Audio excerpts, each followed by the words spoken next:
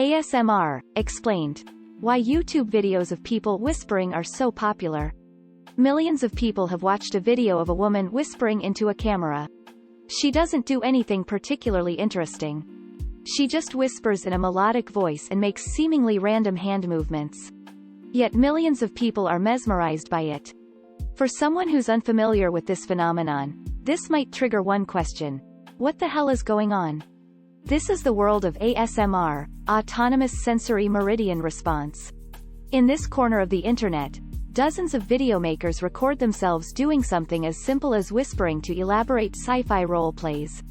And developing storylines about time travel and demons, and millions of viewers gobble it all up. As one of those regular viewers, let me explain what's going on. What is ASMR?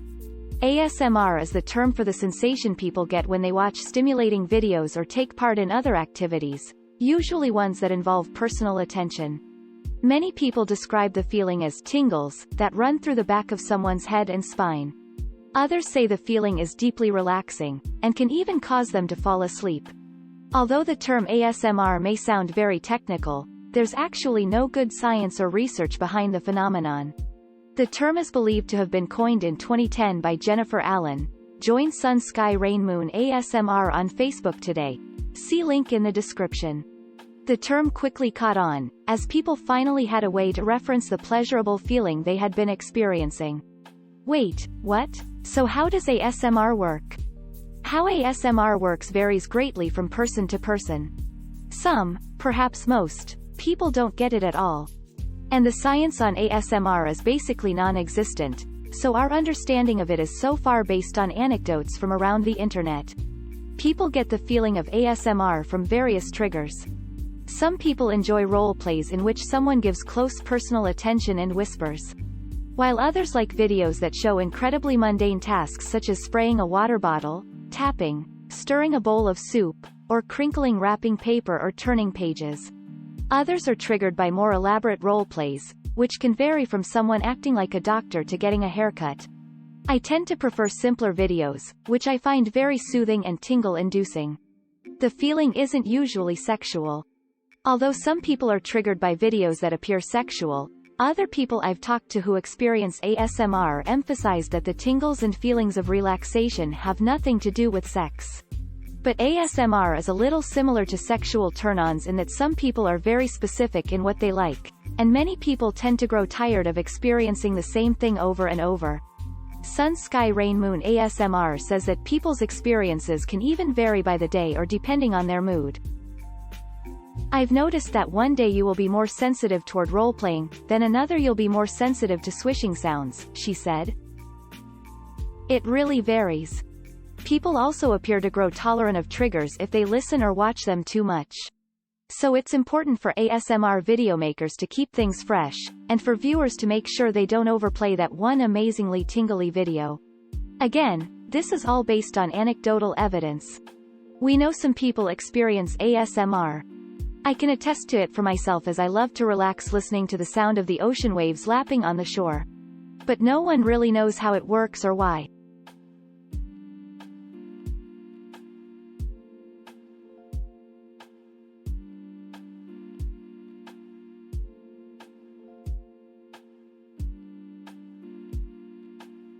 Perhaps ASMR is a type of seizure.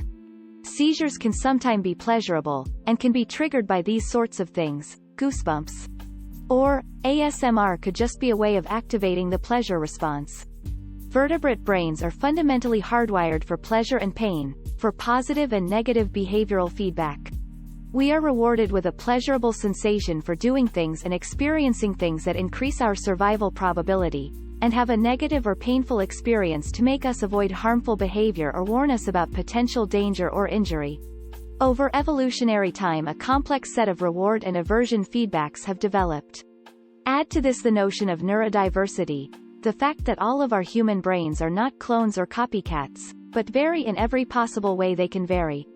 We have a range of likes and dislikes, and there are individuals and even subcultures that seem to have a different pattern of pleasure stimulation than what is typical. Perhaps in some cases this is largely cultural, not neurotypical. S&M comes to mind.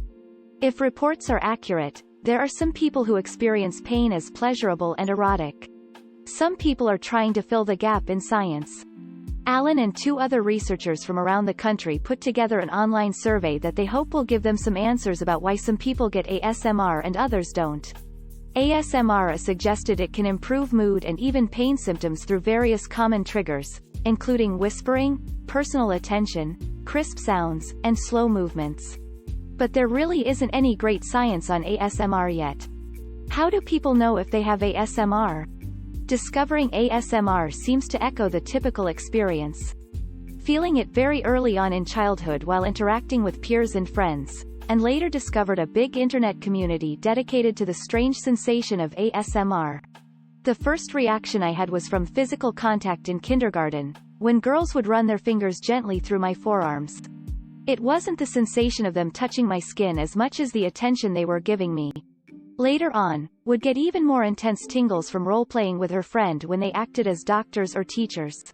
Certain ASMR creativity puts me in such a trance-like state. The sensation was so overwhelming that I think I'll remember it forever. If you continue getting this feeling for much of your life, but never really knew what it was. When she tried to describe the feeling to friends and family, they reacted as if she was a freak. I started watching videos when I was going through a hard time in my life, and I was going through a bit of depression. I was watching relaxation videos and therapeutic videos, like meditation and massage videos. And one day I saw a whisper video, and I clicked on it. From that moment, when I heard that lady's voice, I felt a rush of tingles. She added, "It was definitely one of those ta-da moments for me." Back in 2009, there wasn't a well-known term for ASMR. But as Maria searched for more videos over the next few months, she began seeing the term in more and more YouTube comments. When she began developing her videos, the community and the term for the strange tingles they got was pretty well established. What are some examples of ASMR videos? There are literally thousands of videos dedicated to ASMR, but there are some consistent themes. For some video makers, ASMR videos are a creative outlet. One big goal for video makers is to find new triggers, mostly to keep things fresh. Making these videos can take a long time. It's fair to say ASMR is now pretty big. 6. So why do people watch ASMR videos? Why do people do anything on the internet, really? Some people watch cat videos. Some people watch politicians yell at each other. Some people watch comedians pose as, and sometimes excel at being, news anchors. And some people watch videos of someone whispering to relax. Part of this shows perhaps the internet's greatest strength, its ability to bring people together in a way that was simply impossible before. By the way, this is perhaps another phenomenon worth pointing out. The internet allowing for previously personal and hidden experiences to come to general awareness. Human communication has been increased to the point that people who have what they think are unique personal experiences can find each other, eventually bringing the phenomenon to general awareness, giving it a name and an internet footprint. It's easy to imagine that millions of people who experienced ASMR and tingles before the internet were simply at a loss as to what was going on or whether they were just weird. They may have tried to keep it a secret after seeing their friends and family react with confusion at attempts to describe the feeling. It's only with the internet that people could stumble into one another and suddenly realize they're not alone in experiencing this strange sensation.